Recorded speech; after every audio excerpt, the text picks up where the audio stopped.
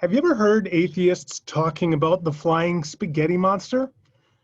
What's the deal with that? Where did that come from? What is it supposed to be, and why should I care? I'm going to explain all of that in this short video. So let's start off with the origins of the flying spaghetti monster.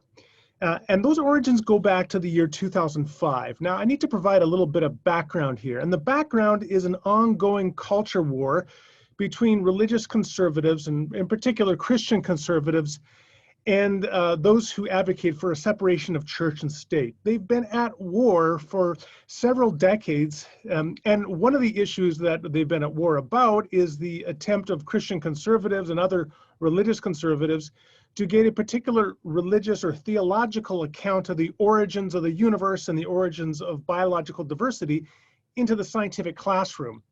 Now, the original frame of the debate was the debate between the Genesis account of creation, understood as a young earth or six-day creation, and the standard evolutionary accounts of the origin of life and the Big Bang accounts of the origin of the universe.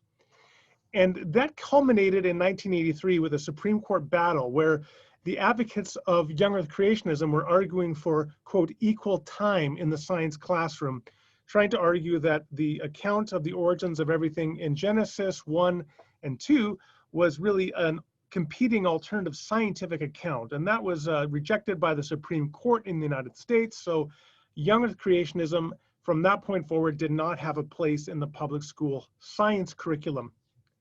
Enter intelligent design, which was a movement that began in the 1990s and was gaining a lot of interest by the early 2000s. And the key of intelligent design theory is to argue that we can establish on scientific grounds that certain structures or processes within nature had an intelligent cause. And intelligent design theorists apply that model to things like the origin of the universe and the origin of biological information, like DNA, and the origin of certain biological structures like the bacterial flagellum in cells, arguing that we can best explain these various structures and processes through intelligent design. And so this got the interest of some school boards, public school boards in the United States, where you would have religious conservatives or Christian conservatives on the school board who would start pushing for equal time for intelligent design within the science classroom. And this really culminated in the year 2005. There was a high-profile case in Dover, Pennsylvania, with the school board that wanted to include intelligent design within the science curriculum. And there was a high-profile court case then that came out of that, as well as Topeka, Kansas was another one of the hot spots where the school board was trying to get intelligent design into the science classroom. Okay, that is the background, which brings us to May of 2005. At this time, the State Board of Kansas was hearing various arguments for and against the inclusion of intelligent design. Enter a young physics student named Bobby Henderson. He writes a satiric article, a letter, I should say, to the editor of a newspaper at the time in Kansas. And in the newspaper article or letter, he says, I advocate for intelligent design. I think you should teach it. And then he goes on and he says, and you should say that the intelligent designer is a flying spaghetti monster, because that's what I believe the identity of the intelligent designer is. Now, I should just pause and say that what Henderson was trying to do through his satirical letter was a sort of reductio ad absurdum. In other words, if you concede in principle the legitimacy of intelligent design explanations, then there is no principled ground to stop by invoking any absurd intelligent design explanation, such as a flying spaghetti monster. So if you allow intelligent design into the classroom, then you have to allow intelligent design via flying spaghetti monsters into the science classroom. Now, as a reductio ad absurdum rebuttal to intelligent design theory, I need to say that that is actually a big failure. And here's why. Because intelligent design theory says you are only justified in attributing attributes to the cause that are necessary to explain the effect. So for example, if the effect that you want to explain is where DNA came from or where a bacterial flagellum came from, you are only justified within the confines of the theory to attribute or posit of the cause the sufficient attributes necessary to explain the effect, such as a sufficient amount of intelligence and power.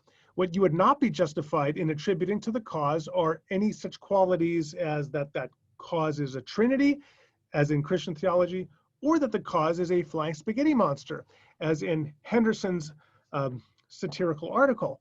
As a result, intelligent design theory is actually set up in such a way that it prevents the reductio ad absurdum that Henderson was trying to introduce. However, that point was pretty much lost on almost everyone, and in particular, skeptics, atheists, humanists, etc., found in Henderson's letter and this image of a flying spaghetti monster a kindred spirit, as it were, a way to show just how absurd and ridiculous intelligent design is. And so it became viral. It went viral back in 2005. It went so viral, in fact, that within a couple months of the article being posted, Henderson got a book contract. And the book contract was to write an entire satirical book defending and explaining the religion of the flying spaghetti monster. And it was published in December of that year, 2005. And indeed, the gospel of the flying spaghetti monster became something of a publishing phenomenon, just as the new atheism was taking off. In the year after this, 2006, The God Delusion would be published, followed shortly thereafter by Christopher Hitchens' books. This was also the time when Sam Harris was beginning to become really popular. And so Bobby Henderson's book was riding that crest of that wave that we call the new atheism. And I gotta say, I've read The Gospel of the Flying Spaghetti Monster, and as far as satire goes, it's very clever, if you have a sense of humor. And I should note as well, and this is important, that by the time the whole book came out, really the target had expanded significantly beyond intelligent design, and the broader target at this point was the absurdity of religious and theological explanations and doctrines generally. And the way that Henderson sought to illustrate the absurdity of various religious doctrines was by reframing them within the category of this quote-unquote new religion, the worship of the flying spaghetti monster. The religion was called Pastafarianism. Advocates were called pirates, and he provided within their various accounts, for example, of divine providence, that God's the providence of the flying spaghetti monster is exhibited through his putting his noodly appendages into various events in order to make them come out the way he wants. And you have this long description of the Pastafarian religion, including religious headwear, which in Pastafarianism is wearing a colander, the thing that you use to strain pasta. You wear that on your head. And so in about 150, 160 pages, you had the gospel of the flying spaghetti monster laid bare. And so with those words, Bobby Henderson introduced the world indeed to this new religion we call Pastafarianism. Was it indeed a new religion? Well, the first thing we have to understand it is what we call a parody religion. Again, it is an invented religion meant to satirize religion generally, and really Christianity in particular, and to sort of present it as absurd. And perhaps to exhibit, I think it's fair to say, some degree of contempt for those who are committed to a religious Christian theological explanation and understanding of reality.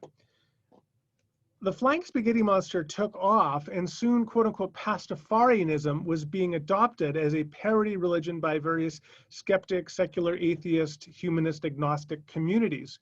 So, for example, if you look at this image, you would have at a parade in Seattle, you have the Seattle Atheists group marching along, dressed up as pirates, with a large model of the flying spaghetti monster, which they allegedly worship, being rolled along beside them.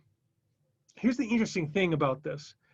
The flying spaghetti monster, it served then to build up and reinforce within these skeptical atheist communities both a general skepticism of religion and Christianity, a contempt for it, by looking at it as just absurd. And it also served, and here it has some of the parallels of conventional religion, it served to provide some positive reinforcement of building social bonds within the people who shared the secular community in which they would have this exercises of this parody religion.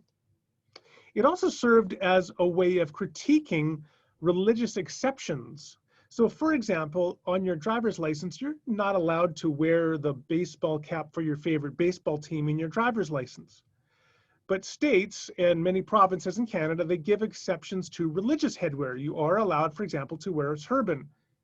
But if you're allowed to wear a turban, why aren't you allowed to wear a colander?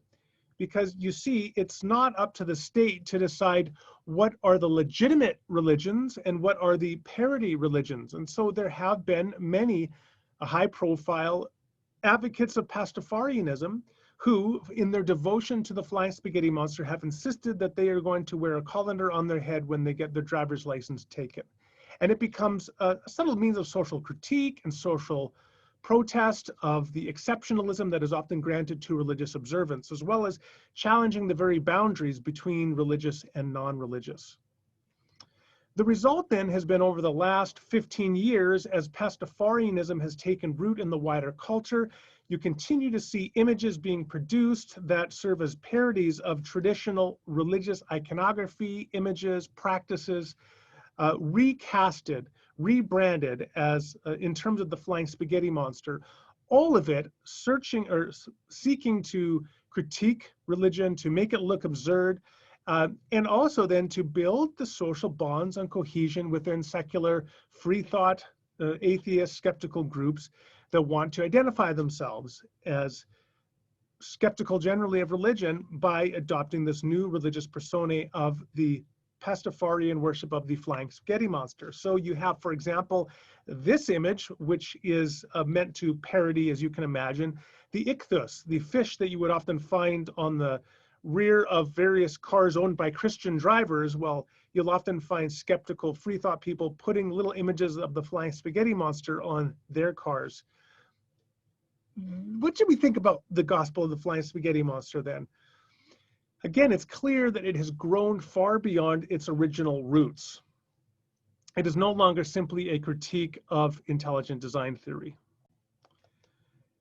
What is it then? Well, what it does again is I want to just highlight in conclusion these two different aspects of Pastafarianism and the flying spaghetti monster. Is it does serve a religious, quasi-religious purpose of building social cohesion within skeptical communities, and it also reinforces a general climate of incredulity toward traditional religious theological claims.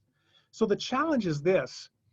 You can present traditional apologetic arguments for God, for the existence of God. You could argue, for example, that God is the first cause of the universe. You could argue that God is indeed the best explanation of the origin of DNA in line with intelligent design arguments. Although, of course, as I pointed out, you don't invoke God directly in the intelligent design argument, but once you presented the argument from intelligent design for design as the best explanation of DNA, then you can argue from a theological perspective that God is the best explanation of that intelligence. But the issue is that those arguments are increasingly, it's difficult for them to take hold, to even be considered seriously by this skeptical audience, because they are so inoculated against traditional theological Christian arguments because of the patina of skepticism that has been baked into them, as it were. Sorry for mixing metaphors here, but there's just this deep skepticism toward Christian and theological claims because of the flying spaghetti monster. And there's no simple and easy way to make apologetics easier in this age, apart from beginning to develop trust and credibility within the communities of skeptics by developing, I think, personal relationships and getting them to the point of respecting you, and hopefully eventually being able to respect the fact that you are offering a very legitimate, intellectually serious account of reality, though one very different from their own plausibility structure. So that is the flying spaghetti monster. Those are the origins, and those are the challenges that it presents to Christian apologetics and why we should care about it.